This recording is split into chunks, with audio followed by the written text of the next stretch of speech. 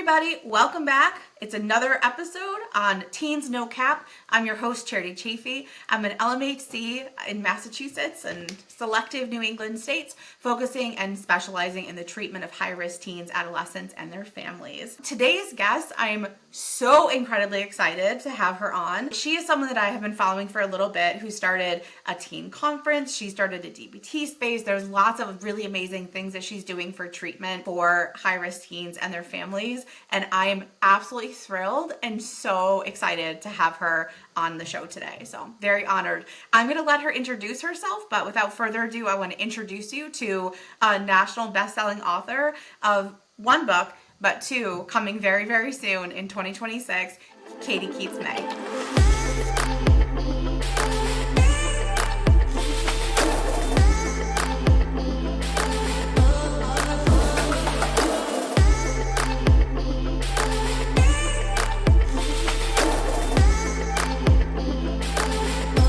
My name is Katie Keats-May. It's interesting because I always identify as a therapist first. So when someone asks me what I do, I say I'm a therapist, but I am also so many other things. I will say I do so many other things. I am a group practice owner. I own a teen support center with multiple locations in the greater Philadelphia area. I am an author. I wrote a parenting book called You're on Fire, It's Fine, and I have the clinician-facing book for treating high-risk teens that's coming out in 2026. And I do a lot of other things, therapy, coaching, consulting, supporting other business owners. So I kind of like everything I do with the energy of I'm all in and I love it. And I love that about everything I do. Well, and you almost have to have that like vigor and commitment, because you're not just doing small things. Yeah. Right? Well, you're doing like really big, impactful things. Yes, I am, and it just feels like it flows with ease because, again, it's the things that I love. Like, I'm sure you've had this experience too, where if you say like, I work with teenagers or I work with high-risk clients, and people are like, oh, good for you, I don't know how you do it. And I'm like, because I love it. Like, I love doing this work. And so I think we do these big, important things, but if you love it and if it's aligned, it just feels like it's like a normal day, you know? Yes. No, totally. That is generally the response I get. People are like, oh, like you work with them, like good luck for you, like love that you do that. They don't want any part of it. Right. Which is great that we do. I know. It's literally my absolute favorite population. And I think part of it is that I love to work with like the resistance and the challenge that like comes with all of that. Because to me, and I know like you've talked about this too on different things, like resistance is behavior, it's communication. And if we can really understand it, we're going to be so much better at helping them like get to where they need to be. I totally agree. I think it's one of those things where therapists, especially newer therapists, get really stressed when I don't even know if I like the word resistance. I feel like it has a negative connotation. For me, it's just data. This is how this client is showing up. This is how they're surviving or supporting themselves right now. And so that's information about how fast or how slow I need to move to support them or to dig into the process. But like anything that shows up in the room, it's all just information for how I need to support the client. Yes. So is that something you talk about in your book? In terms of like information gathering with parents? Yes. So I would say in my first book, in my parenting book, I talk a lot about how behavior is communication. And I've heard you talk about that on your podcast as well, is that, you know, especially for kids and teens, folks who are still developing, their behavior is a big way that they communicate. And teenagers tend to be very mood dependent, as you know. So, you know, when they're good, they're doing well and they don't want to talk about the thing that stresses them out. And when they're stressed out, they don't want anything to tip them further into being stressed out. So it feels really precarious for parents to approach challenging situations. And so there's a lot of fear around setting them off, right? We hear that term walking on eggshells a lot. Like, I don't want to make it worse. I don't want to set them off. I don't want to trigger them. And to some extent, I get that because our center works with a lot of teens who are doing things to hurt themselves or punching walls or doing really self-destructive things. And I would understand that a parent doesn't want to set that off. And I would understand if that behavior scares them. And at the end of the day, for us as therapists, those behaviors are the very things that are communicating to us what that client is going through and what they need. Yes. Well, and I think that that is something that kind of came up when we were talking about like just the content for today, because I feel like there are so many clinicians and so many parents that when they get to the point where there is a kid who's like repeated, right, inpatient hospitalization, higher level of care, self-injury, etc., there's a lot of like, I don't know what to do with that. Yeah. So I have my soapbox about the, the revolving door of hospitalizations. And so I'm glad that we're talking about this today because I remember way back when I was working at a partial hospital program and I would have these, they called them patients. I would have these patients that came in and they were adolescents and parents would say, well, their outpatient therapist told them that you were going to work on the trauma with them when they were in this partial hospital program. To which we would be like, you're here for 5, 7, 10 days max with your private insurance, and then you're going back to that outpatient practitioner. So they're the ones that are supposed to be doing this deeper work. So that was my first layer of experiencing that the hospital is very much a holding place and not a healing place when it comes to these clients with these self-injurious behaviors or the suicidal ideation. Like, if someone truly cannot keep themselves safe, the hospital is an option and a tool to help to keep them safe. But I think there's this misunderstanding, this broader misunderstanding that the hospital is a place for healing, restoration. And I don't know, I'm not going to say that's never the case, but in my experience with higher levels of care for acute needs, that has not been the case. And so that's my starting point of like really managing the expectations for what these higher levels of care are for. So I started working with like in-home therapy. I did a lot of different like levels of care in Massachusetts. And one of the things that was like so eye-opening to me is that I worked in an ICBAT-CBAT unit, right? So it's a short-term kind of community-based acute treatment. And we would get a lot of kids that weren't necessarily high enough risk for inpatient, but they like weren't low enough risk for a partial. So they would come to this kind of like mid-space in between. They were there for 7 to 10 days. And it was always astounding to me when kids would walk in and they're like, okay, so in 10 days, like I'm going to be healed. Like I'm going to be good. I'm not going to struggle with this. I'm going to be totally fine. I'm going to be able to go back to my life how it was before and be happy and healthy and well balanced. And I always was like, I would love if that were the case. But I also was like, the reality is that we're here to do some stability, some like safety planning, really make sure that like everything is in place for you to be able to go back and like do that work in the community with your providers, with your psychiatrists, etc. We want that for them. We want them to go back to their lives and be healed. But that is exactly what the second part of my little soapbox is that here's what I see as this cycle of hospitalization or even these higher levels of care is like, okay, client comes in, therapist who doesn't typically work with high risk, I'll frame it as that, like I don't think you or I would have the same cycle repeatedly. Client comes in, expresses suicidal ideation, expresses that they've self-harmed or have urges to hurt themselves. Everybody's anxiety goes up. Parents' anxiety goes up, therapist anxiety goes up. They want to keep this kid safe. So the choice becomes hospitalize this kid to block these behaviors. Then parents feel safe. My kid's in a locked unit. They're not hurting themselves. Therapist feels like they're getting the work done when they're in the hospital. Everyone feels good. Client's there for 5 to 7 days. Then they come out and that cycle starts over. And so what happens is that the hospital becomes the coping skill rather than the client learning the coping skills in their everyday life where the stressors are.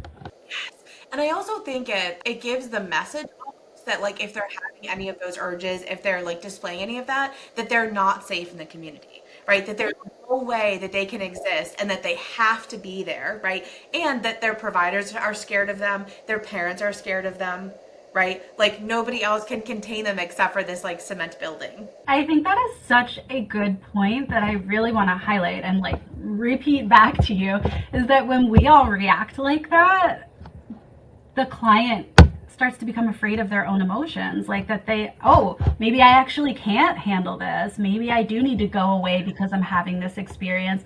So we're almost like reinforcing the fear behind the behavior rather than listening to the behavior and helping them through it. Yeah, no, entirely. And then I think it's hard too, like once they're in that cycle, Yeah. right? Like how do we actually address that as clinicians who either are picking up a new kid who's this is their 5th, 6th hospitalization, or clinicians who don't want to start that cycle but maybe don't know what to do. Yeah, I have thoughts. my first thought is orienting to the cycle. So I actually have a diagram. It is in my second book, the one that's coming out soon, but it's a diagram. It's really just like a cycle that says, here's what happens. Everybody's anxiety goes up. The hospital feels like a safe place. You feel safe, but then it starts over. And actually, I have a lot of anecdotal research to support that coming out of the hospital, you're more vulnerable to harming yourself than when you went in. So there's that piece too. And so I do a lot of, in my work in general, orienting on the front end. I'm very much like, if there's anything I'm afraid that's going to happen, I'm going to tell you that I think this could happen, or I've seen this happen a lot, because then when it does happen, then parents like, oh, Katie said this would happen. This is part of the process. So it's almost like scaffolding for them. Hey, this is the typical pattern. We want to break that pattern so your kid isn't hospitalized every time they have a big feeling. Yes. Well, and I love that you talk about that, because I do think like one of my biggest things with parents, with providers, is like sourcing information and really understanding what's happening, right? And if we can name it and we can identify it and we can acknowledge that that's the system, that that's what's at play, it's so much easier for us to like look at it and be like, oh, maybe we can tweak this, maybe we can work on this, it sounds like you need some support here. And that way it's not these like really big reactions to like them learning how to deal. Right. So we're giving them the information that they need so that they're not in that moment. Like we're giving them the swimming so that when they get in the deep end, they have some support and they're not like doggy paddling, splashing the water everywhere. Yes. It very much is like akin to like learning how to swim. Like I always use that word about the life preserver, right? It's like we want to like help you float until you can like learn how to kick, until you can learn how to like move your body in the water. And so many teens like get that analogy because like they're swimmers. They want to like be in the water. They're like in the water all summer on the Cape, right? So I think it's such a valid way to kind of like package it for them so that they understand what the treatment is. Because I think there's a lot of people too that come into therapy, a lot of teenagers who are like, cool, so you're the one that's going to fix me in like 2 sessions? Are you? Is that happening? Should we be sending more kids your way? Because I always say it's like, man, I would absolutely love that, but I also talk about it in terms of like it's always a collaboration. So like I have a lot of good information and I have a lot of good resources and we can do a lot of good work, but I want to understand where they're at too. So I'm curious, when you have a kid who comes in who's maybe been inpatient or high levels of care several times, is there kind of this like, well, I want to go back there, I like this is a safe space for me, and how do you kind of get them on board with understanding that like hospitalization may not actually be the best case scenario for them? Yeah, so I will say that is probably almost all my clients have been hospitalized 6 to 10 times, which I'm sure is the case for you as well. Like when you see high risk, you tend to see those clients who have been high risk. And I think it's like a tightrope that I feel like I'm walking sometimes, because I do educate on here's the function of the hospital, but at the same time, for some of our clients, the hospital has been a warm place. It has been a validating place, and sometimes they may not have that at home. And so I'm trying to unpack with them what are all of the pros and cons of hospitalization. And I always want to, while I am a more directive therapist and I do tend to be bossy and opinionated in a therapeutic way, then a lot of people appreciate my directness, but I always want to respect that everybody has bodily autonomy, and I'm not going to tell you what you can't do, but I am going to help you understand the impact of this, the cost to your life of this, the way that this affects the patterns. And so for some of my clients, it's more of a delay. It's, you want to go to the hospital today because that has always been the way that you coped with this. And my metaphor for that is like when we're creating change, it's like the boulder has always rolled down the hill right here. So there's a groove that the boulder easily fits into. So when we're creating new behaviors and we're creating pattern change, it's really hard because there's no groove over there. So naturally we want to fall back into our old pattern. So I'm using metaphor, I'm weighing the pros and cons with them. But for some of them, it's like, can we just wait 24 hours and see if it's still relevant to you? Because I really do think that there's this period, I use this acronym of PAC a lot, of like, what are your protective factors?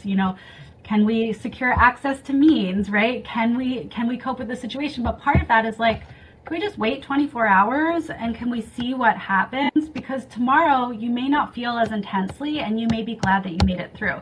So in that way, I'm not saying don't go to the hospital, but like, let's just delay it a little bit and see what happens and we'll revisit.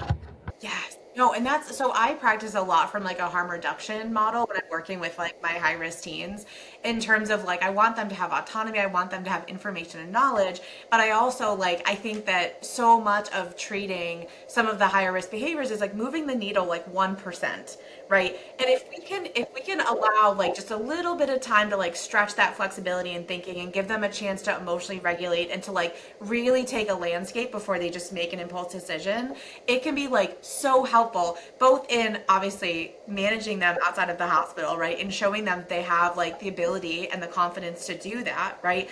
And showing them that like the outside supports that they're engaging in can work. Exactly. And I love that you said about like moving at 1%. I think that that's so important, and also probably one of the hardest parts. I just talked about this with my team today. One of the hardest parts of working with high risk teens or like really chronically suicidal or chronically depressed clients is like the work is so slow. And for a therapist to be able to tolerate that, you need a lot of patience, a lot of the ability to detach from outcomes and just be a part of the process and be with your client. And then the layer on top of that that I always think about is like, if this is hard for us, think about how hard it is for the parent that's watching their child suffer and all of the skills and support they need while their child is suffering like this. Yes. Well, and I think that's part of the thing that when I think when you're kind of an experienced like teen therapist, you've done the work with high-risk teens, you really can Yeah. understand the types of support that are helpful for parents.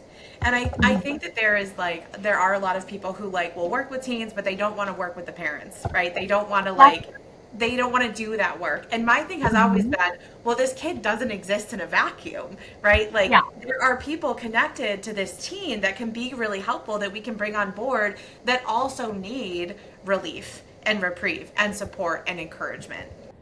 Yes. When I opened my teen support center and I brought in all these people to work with me, that was us. Like almost 10 years ago at this point, I found myself saying, like, we work with teens, we don't work with their parents. And what happened was we would be getting these paragraphs long emails from parents trying to tell us what was happening at home.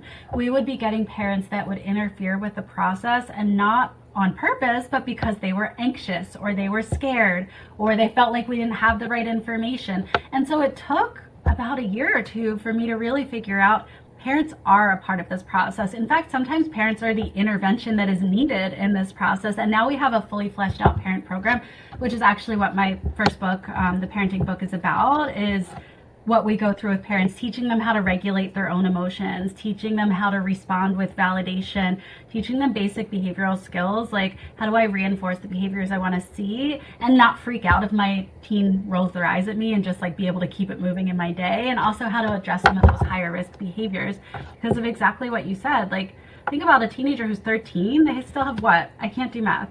How many years is that? They still have lots of years in the home. 5, 6. Like, As I I'm got lost. 18, I was like anywhere between like it's like 2 to 6. Many, many years left in the home. Like, we want to be able to structure that environment so that it's successful and effective, and not so it's just a teen whose only safe place is that hour a week they come to therapy.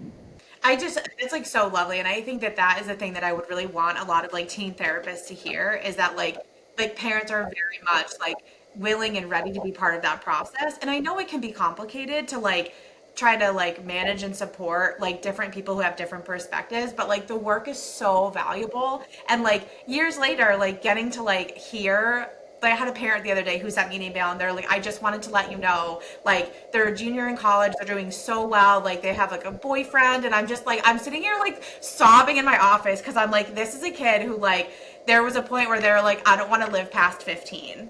Literally the best. And it's like the parent initially, I think, was very hesitant.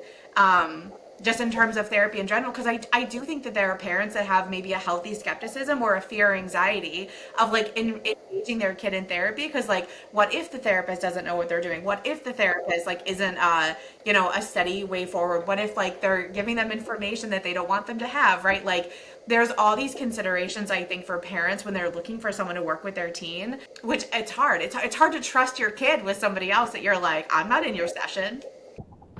I think there's so many dynamics that can play out too. So I can speak from like a personal and a professional standpoint. Professionally, what I notice with a lot of my newer therapists is that they're scared of parents. They feel intimidated, almost like I don't have kids, like they're gonna look at me like it's like imposter syndrome shows up for them. Or they get polarized with parents, meaning like they feed into the teen's perception of them and then see the parent as like mean, bad, wrong without even understanding the full system. So those are two things that I see from the therapist side that I think happen a lot. Oh, and the third one I would say is like they're afraid that if they're more directive, for example, saying like, I think this is your own family of origin stuff showing up because you told me that your mom used to yell at you, so maybe you need therapy. Like, not saying it like that, but like that idea, they're afraid to trigger shame in parents. I'm afraid if I give them feedback or encourage them to seek support that they're going to feel shame. And for some reason, like newer therapists that I've been encountered are so scared of shame. And I'm like, that's just part of therapy too. So there's that. And then the other side of that, like I have a teenager who is in therapy. And in fact, they're in therapy with a therapist who doesn't include parents in the process. And I'm going to leave that information there without much more of it. But I have found at times that I want more feedback. I want to know, like, how can I do things different? I think I'm a pretty great parent. I think I'm very informed, but also we all have room to grow. So, like, tell me what to do. I'm not going to feel shame. I want direction because I want my kid to be the most well-adjusted, effective, successful, happy person that they can be, you know? So I think that, like, the fear of triggering shame is a lesser concern than the parent not receiving direction that's actually going to help the teen get better. Well, and I think that's one thing that I've experienced as like supervising people is that there was a lot of like anxiety, right? About like how directive can I be? And I think part of it is like, well, how strong is your relationship with this parent and like how connected are you and how like aware are you? And not that that is an indicator for everything, but I think like I tend to strive to create relationships with the parents as well because I want them to know that they can come and they can talk about what's happening. They can give me information because any information I can get from them and any information I can get from my interaction with them is just going to help me support like the teen and the family in that process. I agree. We made up something at my practice called the no secrets policy, which I think is used in couples therapy, but I implemented it for my practice because that was one of the things like receiving information felt sticky when your confidentiality and your alliance lies with the teenager.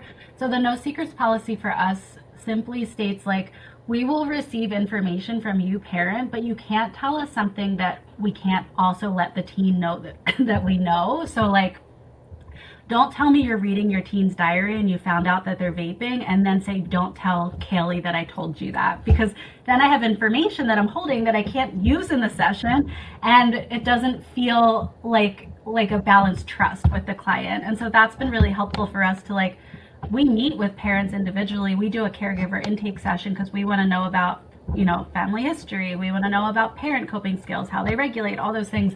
But we also are very clear, like we don't want information that we can't use as a part of the therapy process. Yeah, it does feel like you're holding secrets then from a client, and it's like you probably at that point know that that kid would want to know if someone was reading their journal. Right. I wouldn't want to hold that secret. So like I'm not going to. No, no, I love that. I mean, and I think too, like, I'm so excited for your book. I cannot wait to like read it because I feel like we're already very aligned on things, but it's always like just so nice to get different perspectives to figure out like how are other people working, engaging, like having these conversations because I know they're really tricky.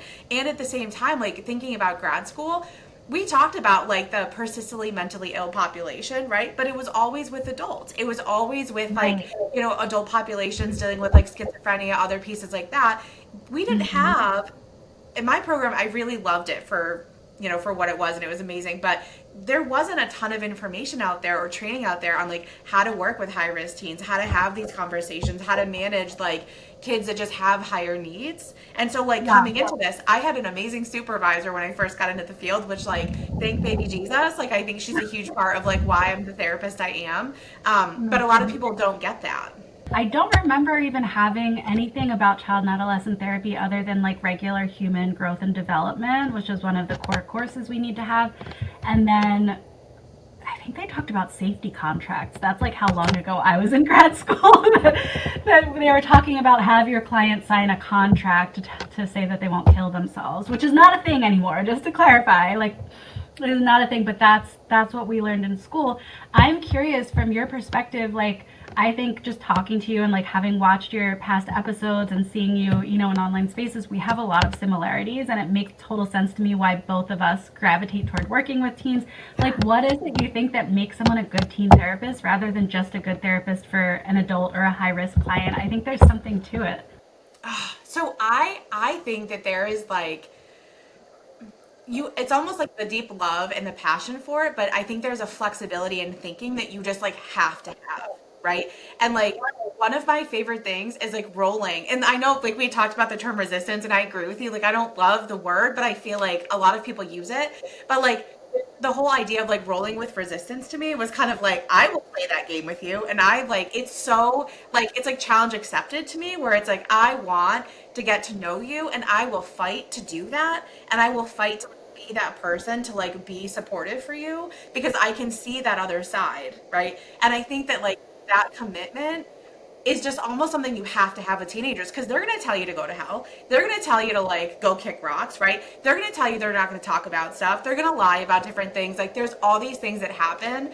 And I think for me at the end of the day, it really is like I can be so flexible and I don't take anything personally. Like I had a kid last week who told me that my head was a carrot and that it was unappealing. And I just was like, thank you so much for your feedback. I really appreciate it. And then we just like moved on with the session. And it was like, I don't care, right? Like there aren't many things these days that you can say that are offensive to me.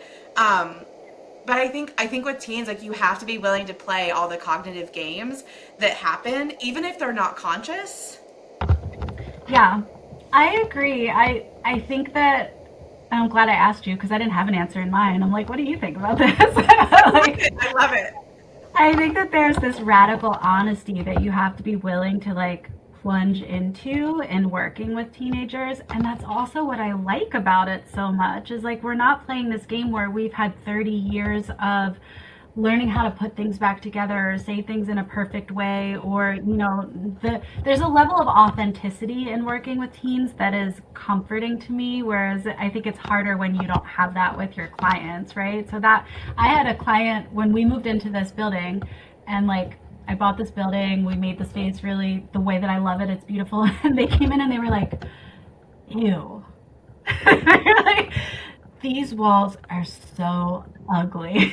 I was just like, oh, okay. Like, what color do you think they should be? And they were like, orange. I'm like, well, I guess we have different tastes. But anyway, that's just like a small superficial example. But I love that about teenagers. Like, be real with me. Tell me to F off. Tell me you hate me. I don't care. Like, and come back next week. See you then.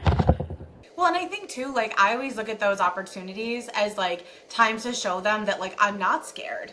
And like I can handle the heavy stuff and that like I can handle all of the defense mechanisms, anything that they're going to spit at me, I can handle. And if I can't for some reason, I'm confident in my ability to like help them or help family navigate like whatever is happening, right? So I think there is like a part of it about being able to sit in that and just be like, okay, cool. Ugh. It's just teens are like my people. I always joke around and I'm like, if I couldn't be a teen therapist, I would quit being a therapist because I just feel like they are my people. I agree. And now because I've been a teen therapist for so long, I also have young adult clients. Like I have clients in their late 20s because I've been working with them for quite some time.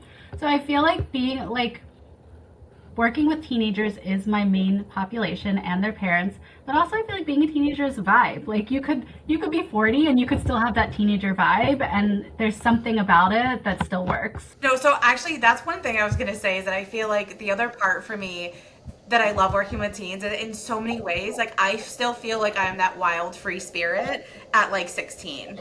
Thinking about coming on this podcast with you today and I was thinking about the idea of like my teen self meeting your teen self, but we're really just adults meeting each other. Like, I still feel like that kid at the kids' table a lot of the time, and I think that's the one of those qualities that makes this work too. Yes, totally. So when I okay, so my private practice is called Raising Vibrance, right? And I had thought for so long, I was like, I could name my practice Charity Chase, I could name my practice all these different things. But there was something about raising vibrance to me that clicked because I feel like when I was younger, because I totally was that kid too, right? Very similar to your story. I was like, I was that kid. Everyone around me seemed like they wanted me to tone it down. They wanted me to just like be less of myself. They wanted me to not have the dyed hair. They wanted me to not be like the goth girl. They wanted me to like to just like fit in. I know. There's a lot of parallels. So but they wanted me to not be all of that, right? So Yeah. I toned down the dress and I got my hair normal and I just like did the things that people expected me to do and was sad and was angry and was like just not living my best like teenhood, right? So when Yeah. I think about like myself as an adult now, one of my favorite quotes is like, be who you needed when you were younger. And I was like, Yeah. I needed that person so bad to be like, who you are is absolutely okay, right? And instead of Yeah. trying to like control, right, this like vibrance, I just needed to figure out how to channel it so that it fit into my life, so it was practical, so it like didn't shoot me in the foot at the same time that I was trying to reach my goals. It's such a beautiful thing. Like, I'm having all the feelings as you're sharing, and we do have so many similarities. I was also the goth girl who was told that she was too much through all these different things. But it's such a beautiful thing to hear you talk about how, like, coming home to yourself allows you to be that safe space for other people and allows them to have a different experience of learning who they are and how that's okay. Well, and really it's like instead of, being what everyone else wanted, how do you like figure out your own vibrance, right? And how do you connect with your own wild and like what is so special about you that you want to keep, that you want to be able to pass on to your like partner, to your children, to your grandkids, right? Like I am like a fireball and like I'm very much like sassy and fun and sarcastic and there's like so many things for me that I'm just unapologetically myself at this point. And I think that that is another piece. Like when I'm working with teens, like I work with a lot of teens who like they don't have dyed hair. They weren't the goth kid. They're like, like the clean pop girls, right? Who are just like living their best life. And all of that is okay, right? Like they are like absolutely accepted into session. I am also accepted into session. And it's just a really great experience to be able to be like, hey, like you don't have to see another therapist that totally mimics you, but I can get you at this deeper like teen vibe level. And I don't need you to be anything you're not. Yes, that's exactly it. It's like being who you are is who you're supposed to be, and it doesn't matter who you are, you can see them for who they are. Which I think is such a different experience when you think about, like, at least my experience of growing up is that I was supposed to be who my dad wanted me to be and who would make him feel comfortable and happy. And so when we see these clients, and also I think about, like, I really truly feel it's a gift the way that I give to my own child of like, you are who you are, not who I need you to be, not for my comfort, not for my pride, but for you because you need to show up for yourself. And I think that's something that not everybody gets. Well, at the end of the day, you're the only one that has to live in your body for the rest of your life. Right? Exactly. And like, I wouldn't want you to live in your body in a way that was so uncomfortable for you that you like couldn't do the things that you wanted to do with it. Exactly. Right? Like, and I think that's part, like, I think all the time about like the fact that there's so much trauma in our world. There's so many like intergenerational patterns that are happening that are unhealthy. Like, there's so much that like therapists nowadays and healers are like trying to combat because we're not just trying to treat now, we're trying to treat stuff from like 50, 60 years ago, right? And I think all the time about how like what would the world be like if we could intercept these experiences and really just allow people to like live their true life from 12, 13, 14 to, right? And not have to just like be continually healing trauma that happens just because potentially of a lack of education or a lack of support or a lack of awareness. I totally agree. I think it's such a powerful thing when therapists and healers and people who are supporting can truly like zoom out and see that bigger picture that working with a teenager is just one part of working within the family system. It's just one part of working within the generations and all of us existing in a system outside of that. And the things that are happening in our landscape. Like there's so many layers that we're working on concurrently, but we're really working like one to one with that client in the room or in the group or whatever. But it's a lot. It is. It is. And I think too, like, I just want to put out there, if you're a new clinician working with teens, I think that there is also this, we come into the field being like, I have to fix everybody, right? I have to like, if I have a failure as for a client, I'm not a good therapist, right? And I think about the fact that we have so many clients that like engage in like repeat hospitalizations, but like there's so much groundwork, right, that we're doing during those periods of time, even if like we don't get to the point of like I feel successful with this client, right? Like does this client feel successful with what they're doing? And like sometimes it's like those little tiny baby steps that set the the landscape for the future. And it's like all of us as therapists have a part in a lot of different people. And like I think about the fact that like the clients I'm working with now in 50 years are going to be working with a different therapist, right? And like I want them to have like the best like baseline and the best like groundwork possible, so that like in the future they're set. They can like take off where they need to be, and it just all works together. So like at the same time we're working with the family system, we're also working with a lot of like shared clients and like clients over the lifespan. I agree. I'm glad you said that because we had team consult today, and one of my therapists was sharing about one of her clients who was struggling, and so her self disclosure was like she had to work through a lot of her own feeling like, what did I miss, or what didn't I do, or not being good enough as a therapist. And as much as we try to say like, all you can do is show up for your client, to guide them, to give them the tools, it's hard not to feel responsible for their healing journey, and it's hard not to feel sad or disheartened when they choose to go a different direction or they choose to go with a different therapist when you're first starting to work with clients. And so I think you're a reminder of like, we're always just planting seeds, right? Like, and we're not going to be with our clients on the full journey throughout their life. But I still remember things that my therapist said to me when I was a teenager. Like, we carry those things with us. And so we're all making an impact, even if it is going back to that 1%, like 1% toward their goal, we've still helped them move on that journey. Yes. Yes. So I'm curious, can you talk a little bit about like repeat hospitalizations and like actual events of like self-harm, and kind of like how you manage that with parents? Because I do think parents sometimes are like, oh, once they go into treatment, they should be good and they're not going to be doing this anymore, right? But if we're thinking about it in terms of like behavioral change, I'm imagining that's part of what you kind of prep parents for, of like when they get out, it's not going to be total abstinence from like whatever harm of choice they were using. Yeah, so I think there's a lot of pieces that go into this. The first one that I would say is I would never send a client to the hospital if they were self-harming unless it was at the level of imminent risk that they could die from it, because I just don't think it's effective. And so I share bluntly with parents things like that. So I would share that. I would share about this cycle of hospitalization and how the real work actually happens when we are helping clients tolerate their stressors within their natural environments.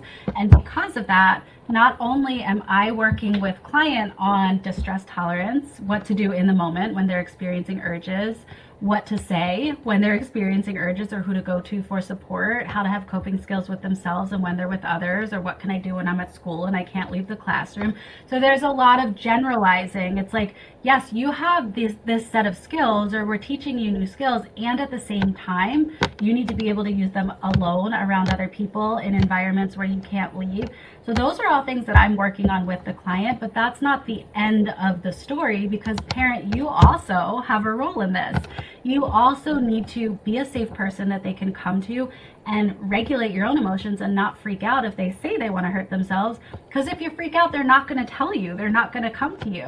So you need to be a person that they can come to when they're upset. And if right now, every time they tell you they have an urge or they hurt themselves, you bring them cookies and tell them they don't have to school and email all their teachers, stop doing that, but use those supportive behaviors consistently and frequently, not just after a safety threat or a safety concern, so that we're not reinforcing risk, we're in fact reinforcing consistent validation and support at home. And so there's a lot of components. There's the part that's working directly with the teen on emotion regulation, but there's also creating safety between parent and teen for communication. And there's working with the parent on behavior change and what reinforces or extinguishes behavior. So those are all like happening, circling each other as I'm working with parents and teens with risk. I'm so glad you said that, because I think one of my the way I was initially trained in the field when I started working community mental health was that the way to work with self-injury was just to tell them not to do it and to have them sign a no harm contract. Does Right? that work? No. I know. No, right, right. And so I think for me, like there are so many therapists that jump to this space of like, well, they're cutting, so they have to go inpatient, right? Or like they're cutting, so I can't possibly manage them in an outpatient setting, or like they're using this form of like self harm, so like they're not safe here, right? And I think that like I have never sent a client to the hospital purely on the instance of self-harm, right? Because we have the same conversations around like what is this actually reinforcing and like what do they actually need during this and like how can we help them tolerate all of the things they're experiencing. And at the same time, sometimes you'd have kids that would know like this is my kind of like get out of this situation as fast as possible card because I know when I say this it's going to panic everybody and then I'm going to get this thing and I'm going to get the momentary relief, right? And not the long term like work that needs to be done. But I think there's like a misconception when people work with teens and they're like, oh, like I can't possibly like see self harm, or if they're harming, they need to go to the hospital. So I'm so glad you like corrected that. No, I agree. I think it's a very common misconception because people are scared. And I also find myself, so I don't know, I'm in like mom Facebook groups locally and it's a hot mess in there. And so I see a lot. I saw recently someone was like, anonymous post, of course, my kid is self-harming, what do I do? And a lot of people saying things like, oh, it means that she's suicidal, take her to the hospital. Or other people saying, oh, I used to self-harm, message me, I'll tell you what to do. And all of those things make my head spin. And so I'm like, typing, I'm like, no, this is inaccurate. This is a myth. This is what you should do. This is our specialty. And then feeling frustrated because I'm being like, I'm not being given the same weight of attention as some of these other inaccurate statements. But I also get frustrated by people saying like, oh, I'll tell you what I did, because the truth is that the behavior itself is a solution. Like parents, professionals, you're seeing it as a problem because it's a dangerous behavior and it's problematic. But for the teen's brain or the individual's brain, the self-harm is a solution. It helps to relieve the underlying emotion. It helps to communicate a message. So if Bob down the street tells you what he did when he was self-harming, he might have had a completely different function for it than what your teen is experiencing. So it's not like a one size fits all. There's a lot of assessment that needs to happen to understand what is the function of this behavior for this client. I'm so glad you said that because I feel like oftentimes when I'm in like the therapy spaces, people are like, oh, if someone is self-harming, it's because of this, right? And it's a very like black and white, direct situation. And I'm just like, if I was a person who was saying something about, I don't know, something I had no knowledge of, I could see how someone would understand that like concept. But as someone who is like so ingrained and like understanding and trained in the knowledge now of like self-harm and high-risk behaviors, I can look at that and I'm like, there's an entire world out there, right? Of like different ways that people conceptualize it. And like the way that you go about something or the way that something is treated does not mean that it is going to be the solution for you. Right. It's such a nuanced thing. And that's where I'm so big on assessment. Our team does like sometimes 4 to 6 week assessment process. So I always use this story when I'm training. I'll say like, I went to this DBT therapist when I was learning DBT 10 years ago or whenever it was.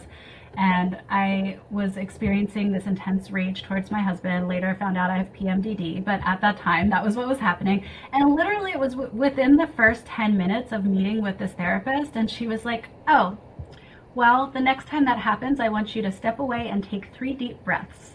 And I was like, cool, thanks. Like, and she was like so proud of herself for this coping skill that she gave me. And I will never forget it because I left feeling that session so entirely misunderstood. But my point being, like, yeah, coping skills are great, but you have to match the coping to the situation and you have to understand the function of the behavior to match the coping. Yeah, because otherwise you could be giving someone something, like you said, and it feels so dismissive and invalidating because they missed the entire part of it, right? And like within 10 minutes of going into a session, like I can make some ballpark guesses, but like it's only been 10 minutes. I want to understand the full picture before I just slap a Band-Aid on it that's not going to hold the wound anyway. Yeah, no, totally. I am so it sucks too, like hearing that was an experience for you because I feel like that happens so much in therapy Exactly. with teens, but probably across the spectrum with every single age, demographic, etc. Um, do you think that's like a training part, or do you think that is like therapists are like, I want to be the superhero, so here's this thing that I'm going to give you? I think it's more the latter. I think therapists likely, myself included, get into the field because they want to help people. And so it's perceived as helpful. I'm giving you a solution to your problem.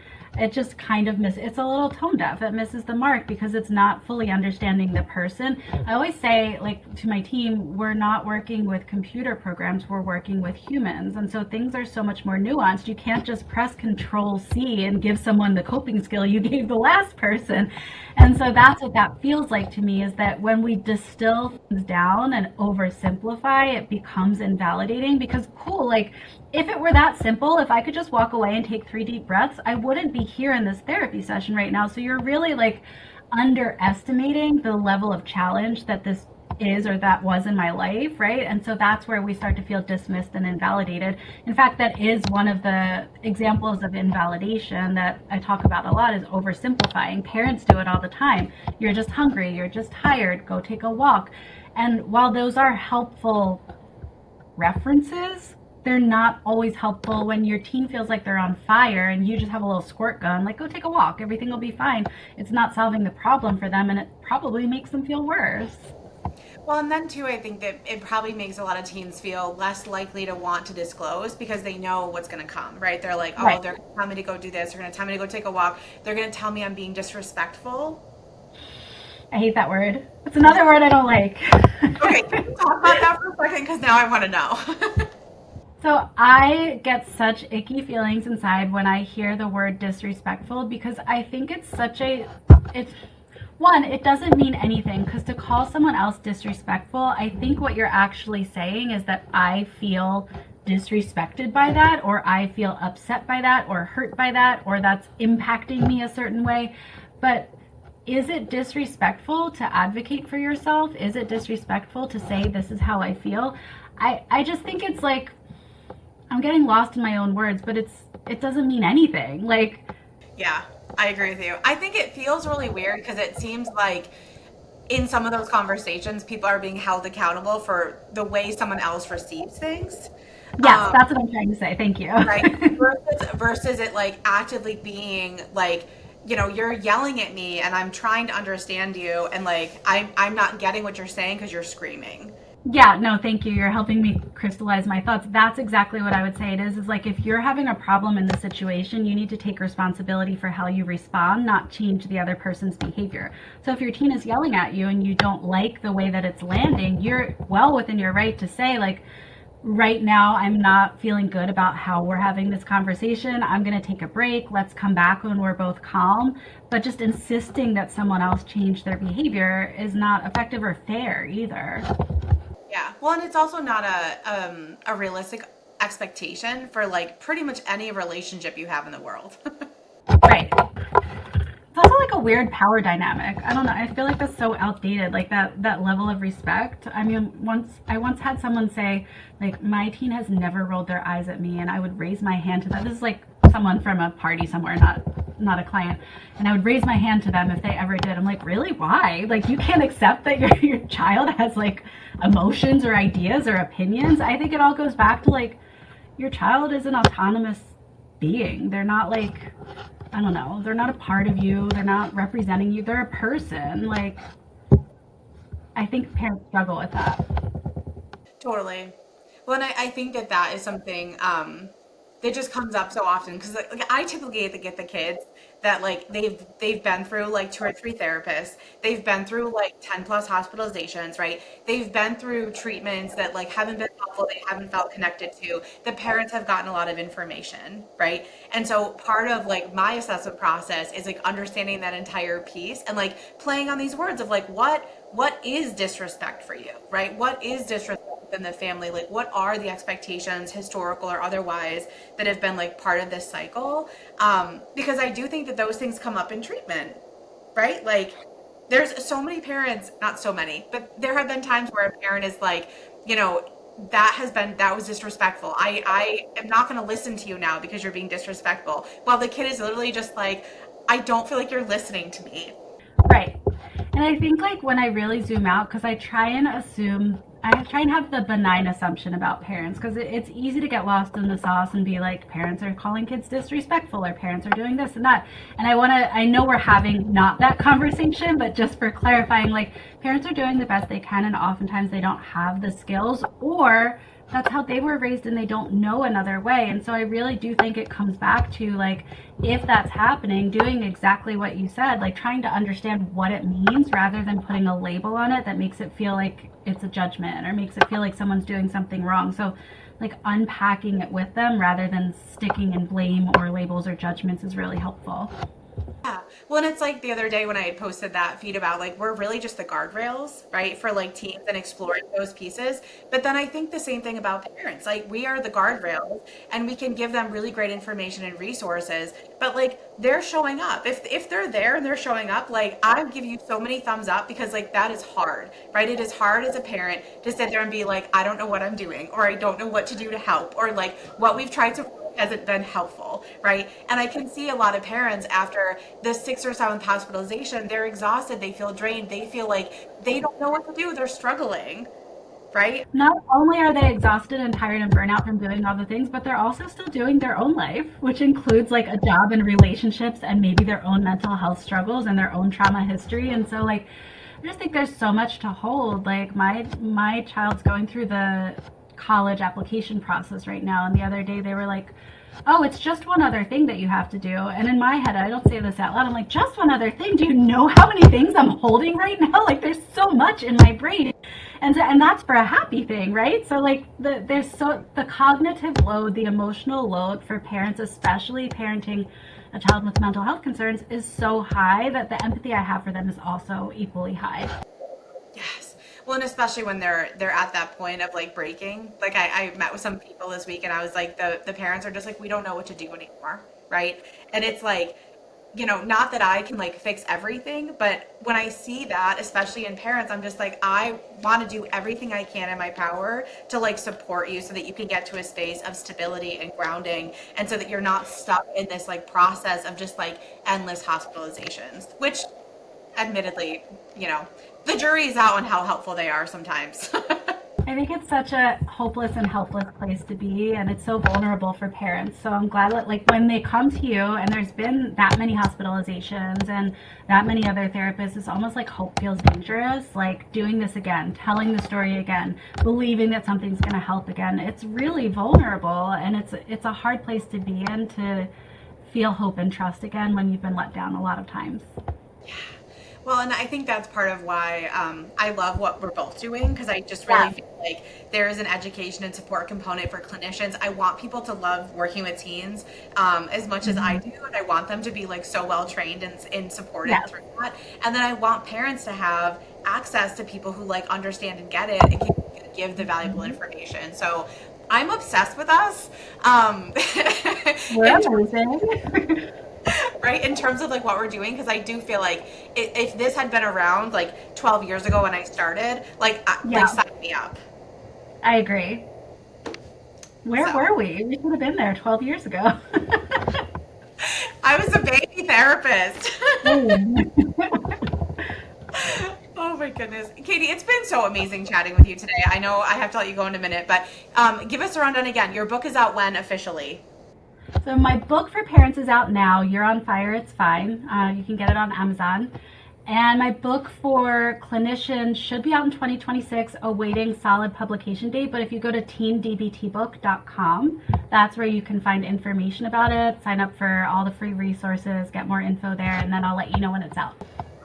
Yes, I'm so excited. And I think I heard you say something about a training that's going to go along with that. Yes, so there will be a therapist training program, the Teen and Caregiver DBT training program, and it's a 12-week program that goes along with the book. We're actually trialing it now at my center, so all my interns are training in it, and I'm getting really good feedback about them being able to hit the ground running, working with high-risk clients without all the fear, with all the right tools.